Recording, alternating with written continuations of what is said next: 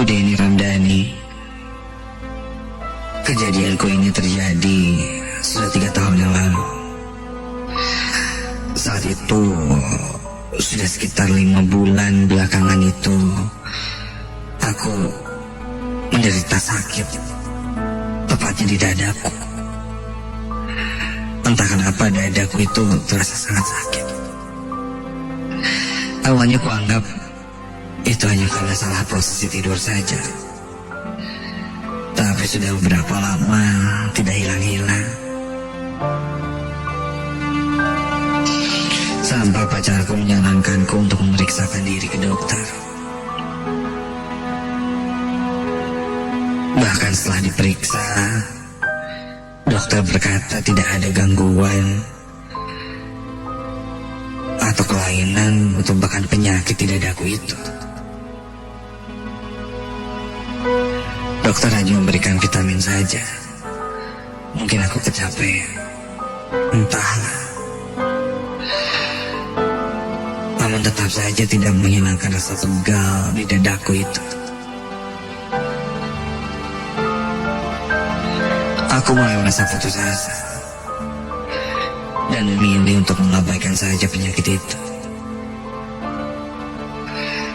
Sampai suatu ketika, saat aku sedang mengadakan meeting untuk pekerjaanku, aku bertemu seorang teman lama, Budi namanya. Saat pertama bertemu, teman lamaku itu cukup kaget melihat aku. Ya, aku pun memakluminya saja, mungkin karena sudah lama tidak bertemu. Tapi ternyata bukan itu. Ketika itu, Budi tiba-tiba berkata padaku, "Apa aku sakit?" Bahkan lebih spesifik lagi dia bilang, "Apakah dadaku sakit?" Aku cukup heran mendengar Budi bertanya seperti itu. Jelas aku bahkan belum bercerita apa-apa pada Budi.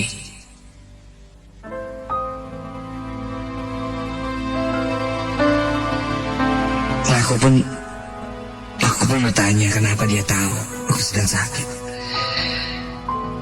Ketika menanyakan lebih lanjut, temanku menolak untuk menjelaskan dan malah mengundangku untuk datang ke seorang kenalan dari temannya itu agar aku bisa tahu penyakit yang ada di dadaku itu. Tentu aku mengiyakan.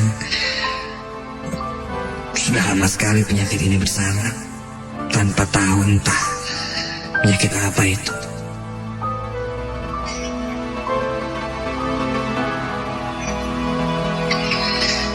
Berselang 2 hari kemudian setelah bertemu, aku dan Budi sepakat untuk mengunjungi rumah kenalan temanku itu. Katanya di daerah Sumedang, Cimalaka. Begitu sampai, aku sedikit terkejut karena ternyata kenalan temanku itu adalah seorang paranormal yang tersohor di Sumedang sana. Mbah Ibu kami menyebutnya. Aku pun mengutarakan perihal penyakit yang sudah kuderita hampir 1 tahun itu. Beliau berkata padaku sambil tersenyum, katanya ada seseorang yang tidak rela berpisah denganku. Maksudnya, aku pun menanyakan identitas orang itu. Namun dia tidak menjelaskannya. Dia berkata sebaiknya aku pulang, kunjungi dia dan doakan dia.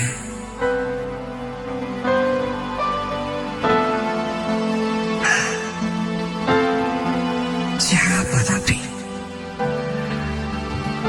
Tanpa mendapatkan nama siapa-siapa, aku dan temanku pun permisi untuk pamit pulang.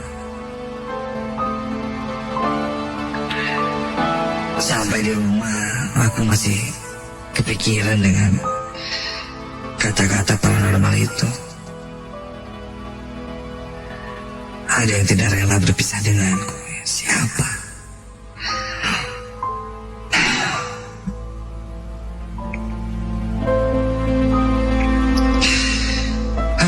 Aku pun cukup pusing ketika itu memikirkannya. Aku beranjak dari tempat dudukku untuk segelas kopi yang akan kubuat di dapur. Dan ketika aku beranjak untuk membuat kopi, tak sengaja aku menyenggol rak buku di dekatku itu, dan beberapa buku di rak pun terjatuh. Beberapa kertas pun berserakan. Ketika aku bereskan kertas-kertas itu, aku menemukan sebuah surat. Pengirimnya adalah Putri. Ya, aku ingat. Surat itu dikirimkan oleh teman kecilku bernama Putri. Putri sangat dekat denganku. Hingga akhirnya kami pun terpisah karena Putri harus pindah keluar kota ke daerah Jawa. Yang ku ingat dia sekolah di asrama, jadi dia tidak diperbolehkan memegang handphone. Kadang dia mengirimkanku surat ataupun email. Pada awal-awal kepergiannya pindah keluar kota itu, kami masih sering berkirim surat.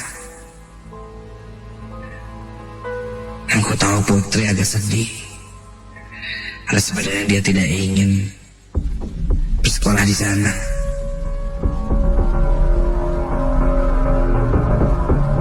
Hanya saja orang tuanya mengharuskannya pindah. Curhatan dari Putri pun tertulis lewat surat yang dia kirimkan. Namun seiring berjalannya waktu, aku terlalu sibuk dan tidak membalas lagi surat atau email Putri. Ditambah lagi, aku sedang mempunyai pacar di Bandung. Nah, itu pun sudah lama. Sudah lama sekali aku tidak bertemu dengan Putri. Apakah Putri yang dimaksud orang yang tidak rela berpisah denganku itu?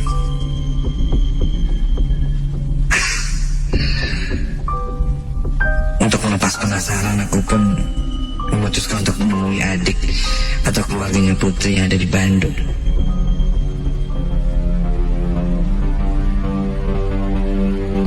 Sampai di sana, keluarga dan adiknya Putri pun menyambutku. Untungnya mereka masih mengenali wajahku. Namun ketika aku tanya di mana Putri, adiknya itu menangis dengan nada bergetar. Dia mengatakan bahwa Putri sudah meninggal. Putri meninggal karena motornya ditabrak truk, dan itu terjadi sekitar 1,5 tahun yang lalu. Sebelum kecelakaan itu, Putri selalu mempertanyakan keadaanku. Dan bahkan dia tanya-tanya kenapa aku tidak membalas surat ataupun email dari dia. Mendengar itu, entah kenapa bulu kuduku berdiri semua, merinding. Keringat basah itu buku dan jantungku berdegup tidak beraturan. Apa penyebab dadaku sakit? Beberapa waktu ini adalah mungkin karena almarhum Putri masih mengikutiku.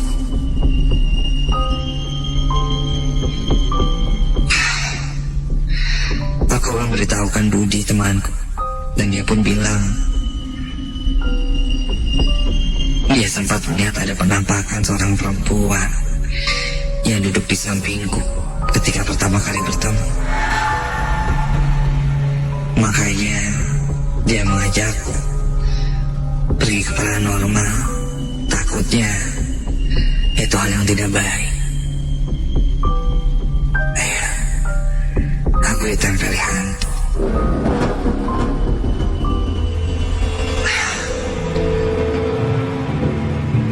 Sampai di rumah, aku pun langsung berdoa dan minta maaf karena tidak membalas surat-suratnya maupun email dari Putri. Dan juga mengabaikan perasaan rindu mungkin Putri padaku. Tak lupa aku mendoakan Putri agar tenang di alam sana. Setelah berdoa,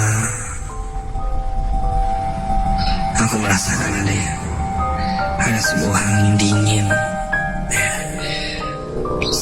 sebuah angin atau hawa dingin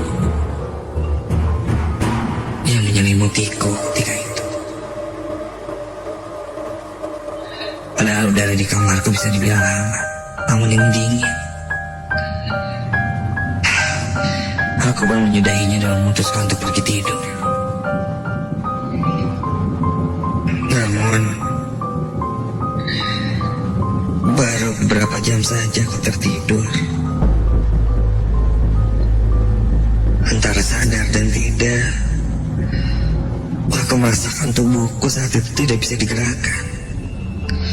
Dan aku sulit bernafas. Dadaku sesak. Ya, sakit sekali.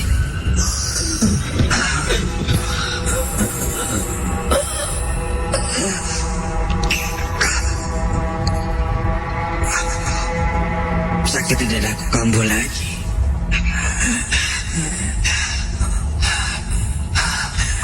Namun ketika itu ada yang berbeda. Ketika aku menahan rasa sakit itu, aku mendengar. Astaga. Aku mendengar ada suara tangisan perempuan. Astaga.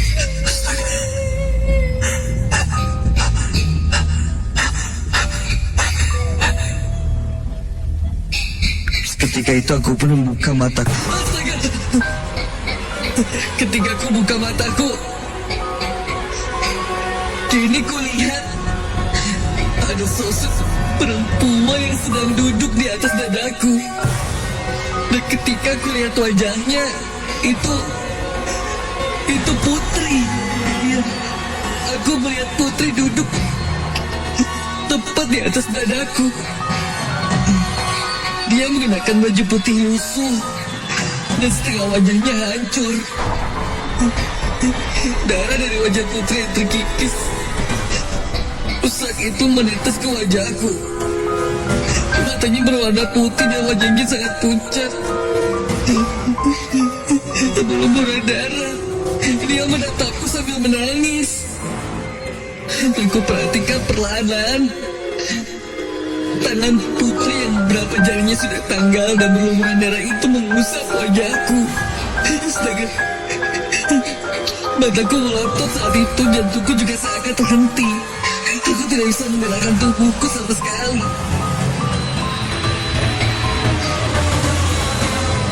Bahkan untuk membuka mulut saja dan berdoa saja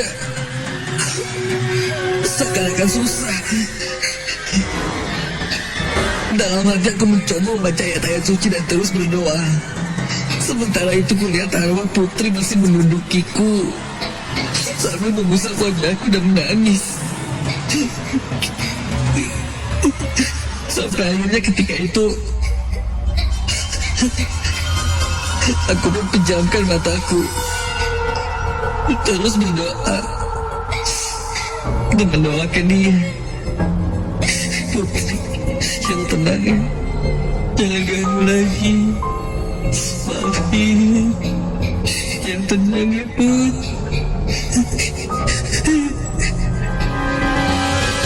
Ketika itu kubuka mata lagi, sosok Putri sudah tidak ada. Ketika aku bangun pagi itu, aku masih merasa ketakutan. Tapi rasa sakit di dadaku itu seakan hilang. Perasaanku pun jauh lebih baik dari sebelumnya. Aku sadar mungkin saja Putri sudah pergi dan tidak menempel atau mengikutiku lagi. Dengan rasa sedih dan haru, aku coba meminta alamat makam Putri di Jawa sana untuk berziarah ke makam Putri.